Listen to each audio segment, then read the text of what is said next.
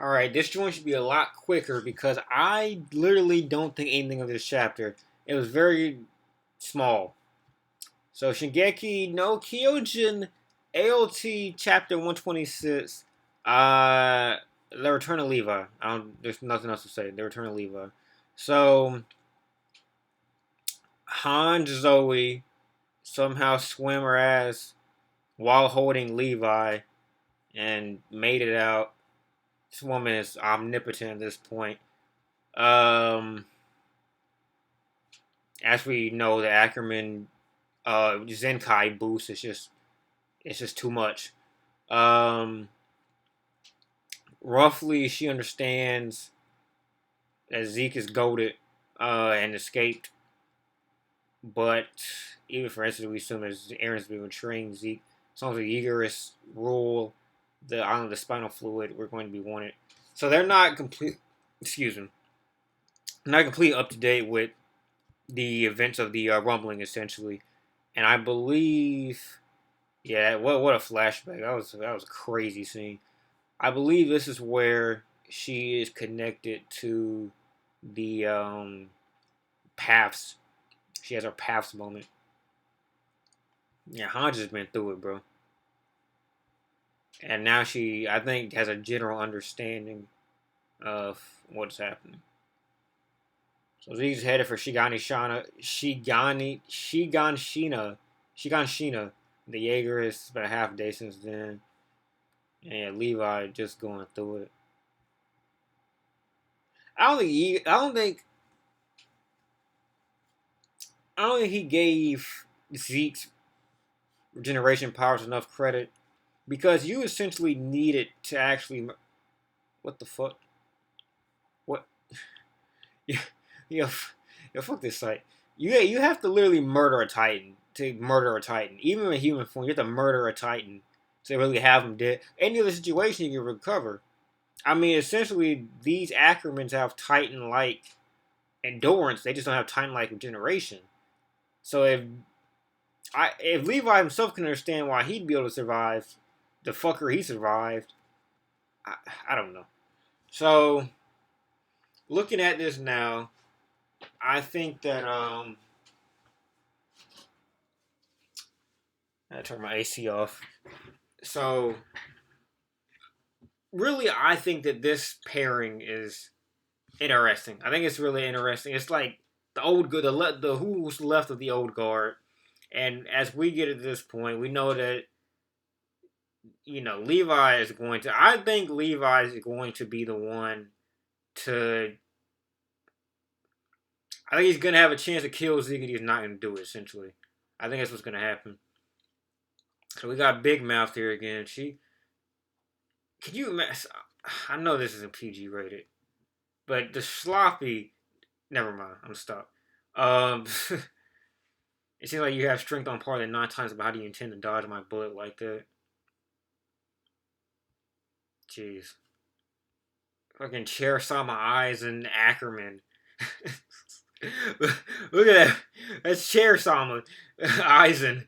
So anyway, Levi Ackerman's still out here. So yeah.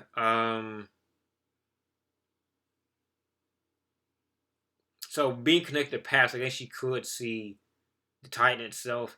So I'm interested in how many like that doesn't appear to have been her first time in connected to paths. It seems. And they seem to be on the side of, not maybe on the side of Zeke, but on the side of anti-Aaron, because Aaron's side is pretty much just anti the guard, the survey corps, etc., etc.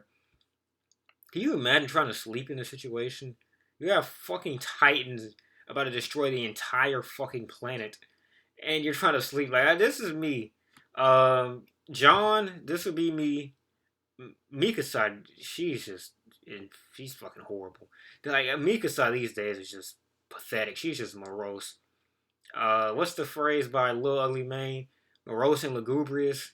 That's pretty much Mika's every chapter these days. She just has nothing going for her. We have Ani and the chick that was roommates with Ani. I really don't know her name, bro. I saw her name like the past few chapters when Connie would address. I mean, Ani would address her, but I don't even remember her name. Connie and the next one in the Falco family. Who was Falco's brother? It doesn't even matter. So Connie's been a pussy almost the entire series, and of course Connie pussies out again.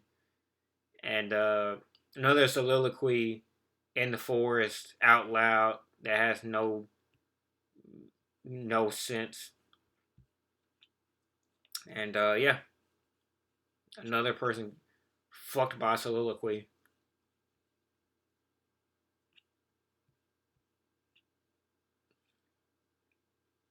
An act of war. An act of war for who?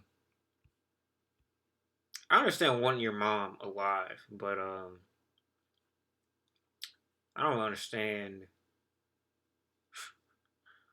I mean, your mom's been gone for so long at this point. Like, I guess you get a second chance to have your mom. You think what you think of it, but I couldn't imagine real life like having my mom being emancipated like that. But I don't know, man. Like, you gotta see. I think the what's rationalizing it for him more is not this chance to save his mom, but the fact that he's friends with the chick that killed the chick that was most important to him.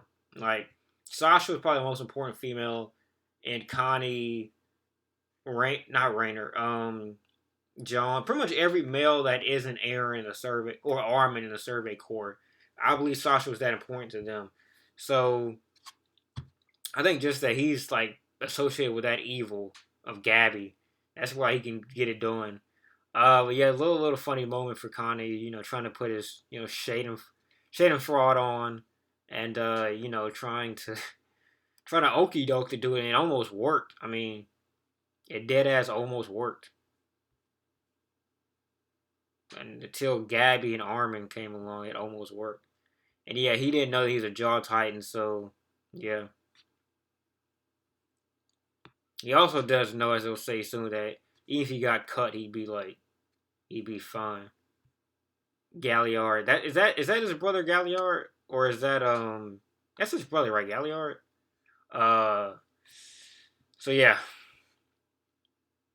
Armin suicide bees off the stage, and I don't know. I don't know, man. Armin goes in. He knows that Connie's a pussy, and he calls Connie's bluff essentially. Man, I don't know, man.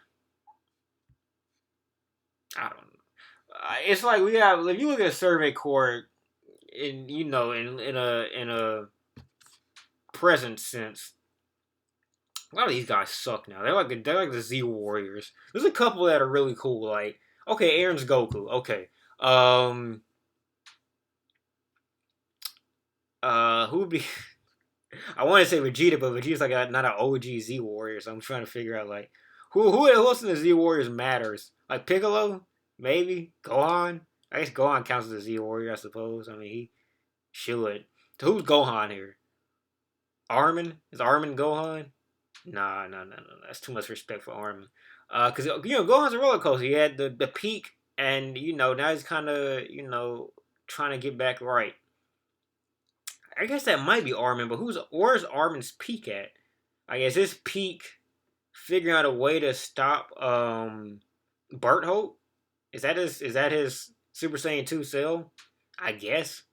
So you would think that everything after that would be Ultimate Gohan, and I guess you could say the Colossal Titan Armin is Ultimate Gohan. So yeah, we'll call Armin Gohan. How about that? He is essentially Aaron's son as well, so it adds up. Piccolo, I guess, has to be Mikasa then. I guess it has to be by the law of attrition. It has to be Mikasa. Who's Vegeta? Like who's like the add-on that just came in is like incredibly important. Is it Rainer? Is Rainer Vegeta? I don't. I guess Rainer has to be Vegeta because of the rivalry with Aaron. So I guess Rainer has to be Vegeta. But like we're in like his Majin Vegeta stage, I guess at this point.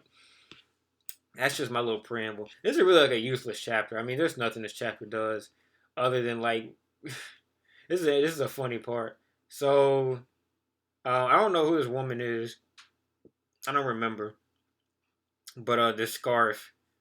Was she was the one that entrapped Mikasa in prison, right? No, she had trapped Aaron in prison, and then I guess we kind of see that Ackerman loyalty is the only reason this is just. Jeez, I ate some fucked up shit. Hold on.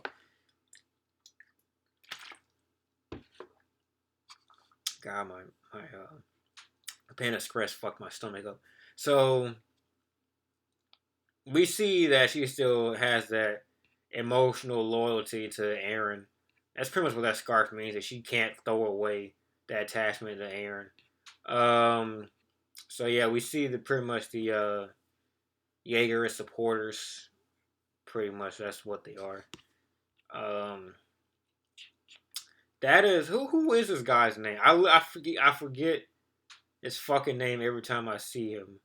He's not Yelena. Yelena is about to get shot in a couple of scenes, a couple panels. But I just don't know who the fuck he is.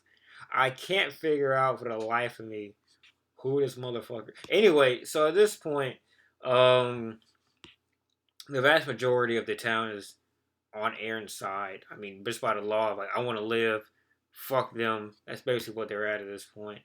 On to Kamiki. Crystal Annie. What's Annie's last name? I used to be able to remember Annie's last name like it was nothing, and now I can't remember it. I gotta have it. Fucking AoT. Annie Leonhardt. Oh yeah, how did I forget that? Annie Leonhardt. Um, Motherfuckers did not. Is Annie stupid? Did Annie really like not think that she was like gonna be spotted? Hitch, that's her name, Hitch. Let me tell you something right now. Most of the Survey Corps just aren't interesting. Like I don't know what else to say. Like I don't want to know most of the Survey Corps. I didn't even want to know Sasha until Sasha got like fucking domed. This is an interesting little piece to really get here. So we get John and fucking dickhead loudmouth that has been the most annoying person in this series since the series has started. So yeah, I didn't know Yelena was a female until I read this the first time. She's like fucking 6 feet tall. It's like fucking Gwendolyn Christie. And yeah, we see just how ardent the subjects of Ymir are at this point. They pretty much like all the way on the Jaeger's side. I'm surprised they avoid calling this guy the N word. He helped them out to this point, and yeah, he, trying to rationalize, trying to reason with these guys, get himself out of here without getting murked. And yeah, he's pleading this case, but similar to mid 1900s South Alabama, it's a black man with a bunch of raucous white people. It really doesn't matter what you say when they're gonna say it back of your head. And we get the Jaw Titan, the OG Sloppy Toppy, Flock, pop up out of. Wait, is she Pop? Is she Flock? I thought she's Peak. She's Peak, right? And I think that's Flock, right? Yeah, yeah, yeah. That's Flock, and she's Peak, I believe. I believe she's Peak. Who gives a fuck? I mean, who fucking? They don't even matter. So yeah, they got their big plan. And they get the fuck out of there. There's someone that's not a worm, but a rat. They got a rat in the system, and yeah. So now some of the main individuals of the Survey Corps, the ones that matter, are now connected back to Queen Hanj. And the Almighty Levi, who we haven't seen yet. So you got Rainer and Ani. This is their first time they've seen each other since the mission at Marley back in the day. And now Rainer is a course on the side. God damn. I don't know. I mean, it was a chapter. It existed. There's not really much you can say about it. I feel like it was like less eventful than 125 even. Like it just didn't. It was a necessary progression chapter. It got development out the way. It linked important people back together. It's like those walking episodes of Game of Thrones in the early part of Game of Thrones where, like, in the grand scheme of things, nothing really happened except you got good dialogue and the people you like met somebody else you liked, and now you're like, you got that fuzzy feeling and you want to see how it goes and progresses. That's all this was. It was just um, a plot wise important piece, but other than the plot, I mean, the chapter just doesn't read as very interesting, and it wasn't. I mean, just because I love where AoT is at right now doesn't mean to say every chapter is interesting. This one wasn't. Hope you enjoyed the video. Flock can go die.